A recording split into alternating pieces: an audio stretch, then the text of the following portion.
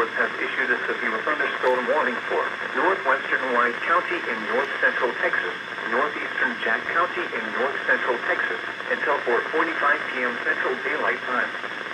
At 3:43 p.m. Central Daylight Time, a severe thunderstorm was located 8 miles northwest of Chico, or 13 miles northwest of Bridgeport, moving east at 20 miles per hour. Hazard, 65 miles per hour wind gusts and half-dollar-sized hail. Source, radar indicated. Impact, hail damage to vehicles is expected. Expect wind damage to roofs, siding, and trees.